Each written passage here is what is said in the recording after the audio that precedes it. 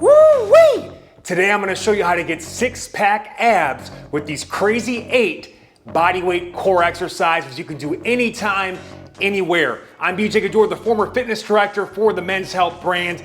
I know about getting abs. And look, this is not about spot reduction. Endless reps of crunches or sit-ups just to lose the belly fat and the love handle. No.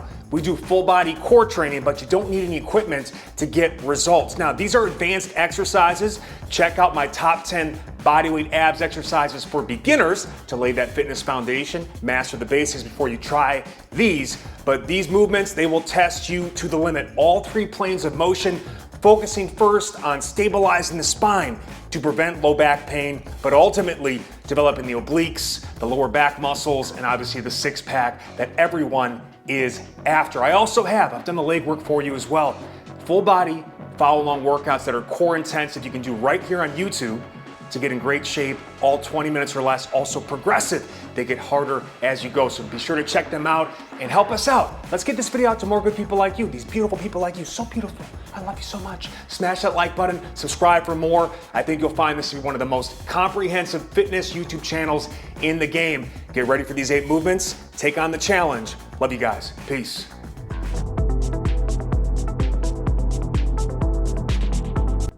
Wall climber. Now I'm going to show you the easier option first. You got to be able to get your feet flush to the wall like that. And the whole point of that is we can actually push into the wall. The push into the wall actually helps maximize hip extension or glute activation. So that's why we're doing it.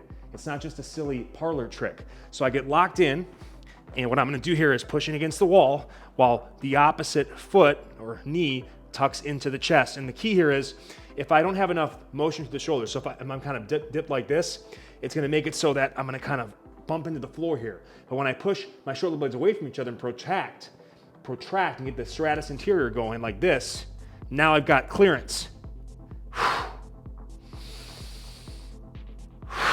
And I can pull the toes to the shin more and really tuck to the chest. So it's a great overall, like a lot of compression happens there, great core activation in hip, total hip, glute, hip flexor.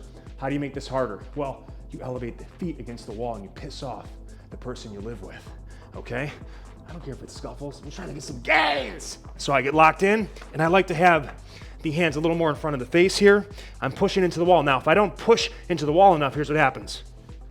See that? I slip down, and that's all sloppy like. So what you wanna do is make sure we're active, push in,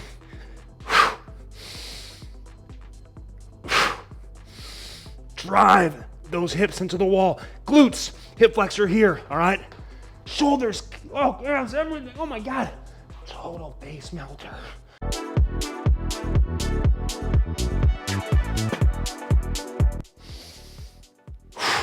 This ain't your mama's side plank. We go a little bit harder with progression. You can't just do the same old bodyweight drill all the time.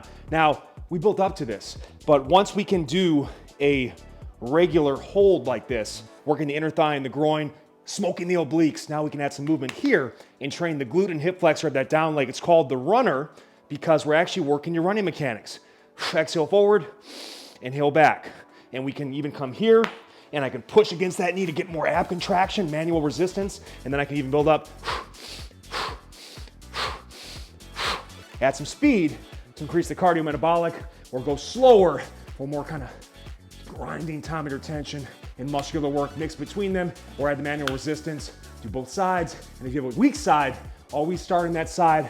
Do it twice as often, twice as long to shore up that weakness, all right? Get after this one today.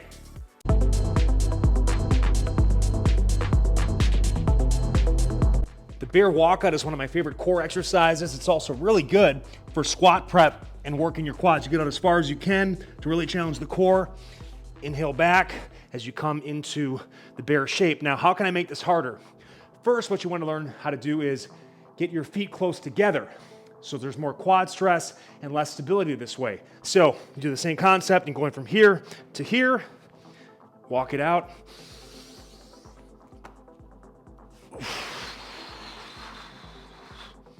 So you inhale going out, exhale coming back. Here's the most advanced option. This one's really tough. It's difficult, especially to get the arms all the way overhead. One thing I'll recommend is try to center your foot between the hands. all right? And as you do this, we wanna fight those tilting or turning forces as we do it. Initially, if you can't hold the one leg quad or one leg bear crawl, and that's not comfortable enough for you, there's no way you'll do the walkout. So you'll start there.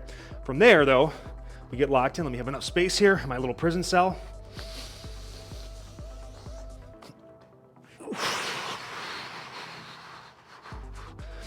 This is such a quad killer. It'll also add resilience to your knees beyond being an insane hip and core exercise. Hip and shoulder exercise. So get after it, do the best you can. And again, try to middle that knee between the hands. If it's like this, you'll be more likely to turn and tilt as you do it. Enjoy.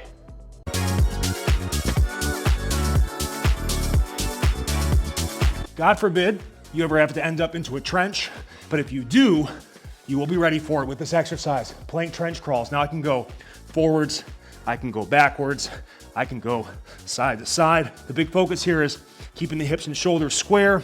I don't want to be doing, these crazy, pounding out of control.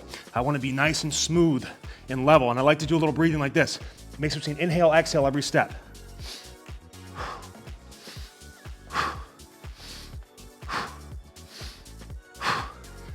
That one's gonna light you up, multi-directional for best results.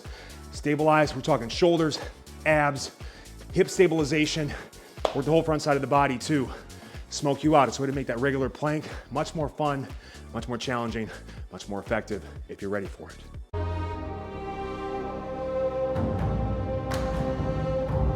Let's stretch the shoulders and hips with the crab, shrug to bridge. Now, one thing to note on hand positioning here, you might initially need to spin those fingers out, but ideally, to maximize the wrist mobility benefits, you want those fingers pointing away from your body, back that way, and then spread them as wide as you can to take pressure off the wrist and give you a bigger base of support. So once I'm set up there, hands under shoulders with fingers back, get the knees like this, legs should be bent about 90 degrees, and I wanna start, see that? I'm shrugged. So I'm going turtle shell, all right?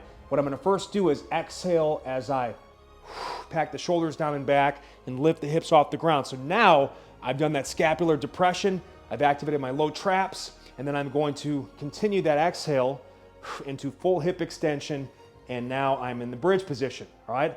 Inhale down. So it's one smooth inhale as I lower and then sink the shoulders, and then one smooth exhale as I come up. This is such a good warm-up exercise. It's also great anytime, anywhere mobility. Now, here's what I can do to make it even more intense. For the wrists, I can elevate the fingers on a pair of slant boards. And now there's much more stretch going on. I'm also allowing me to get a little more dip. I can actually dip a little bit lower and stretch my shoulders more. Right here, man, the wrist stretch is off the charts. If I want to get another way here, I can elevate the toes. Uncle Baby, these slant boards are so important for me. Yeah. Okay, so I get locked in, and now I got a little more range of motion. I can access that awesome pushback angle with that elevated toe position on the bridge.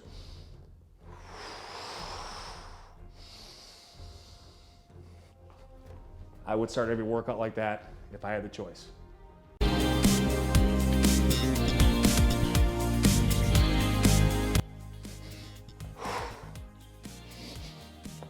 The hollow rock. Now, we have to make sure that we flatten that lower back and keep it there and master this original hollow body shape first. What we're doing here is adding some movement while maintaining tight total body tensioning. So we don't want to lose the shape, and we don't want to hyperextend the back. So here we go. Start nice and slow, rolling from hips to shoulders. I'm going to inhale back, exhale forward, kind of get into that kind of boat or V sit position here. And you can pause to make it more challenging.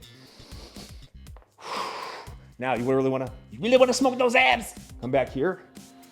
Show yourself you can own this position, pointing the toes, extending the arms with the back flat, and then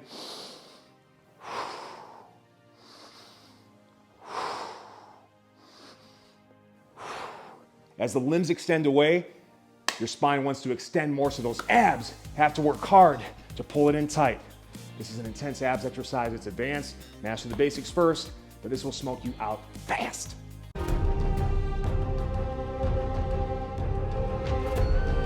The bear crawl works the entire front side of the body.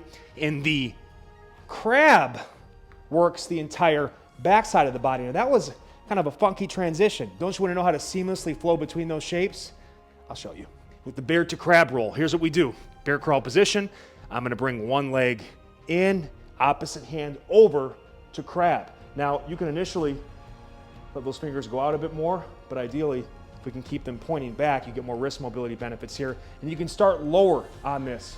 This is easier for people to access early on. And then I just bring right back into it like that. So I'm gonna exhale out, inhale back. Then I'm going to make it more challenging by exhaling into the high bridge. You get more shoulder stretch and more glute activation. Inhale it back. Now here's another option too. You gotta mix it up a little bit.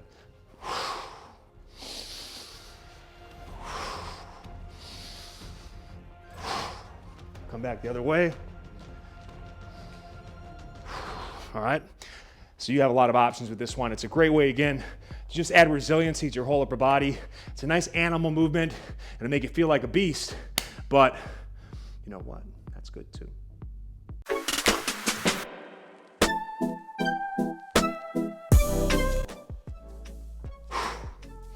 Now, if you can rock, can you also roll? Uncle Baby will test you today, my friend.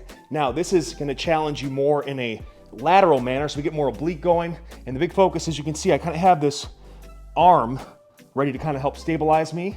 So the tip of the shoulder still touches, but I'm maintaining the feet squeezed together in that kind of activation of the pelvic floor and the hips. So I'm gonna exhale over, inhale to stabilize, exhale back over. Now, obviously, if I want to increase the challenge, what do I do? Arms and legs move away from each other. I maintain that flat low back position. If I feel anything in the low back, that means I have to come back here. My abs aren't strong enough ready for it. So I'm here, hold it, and I'm keeping, see how tight the body is? Keep the body tight as one unit. Smoke out those abs, add in that rotation, really get that love handle area. Now you can't spot reduce them, but if you want to train them, that's how you do it. Tighten up your diet and do some fat burning exercises on top of that, or a full body workout.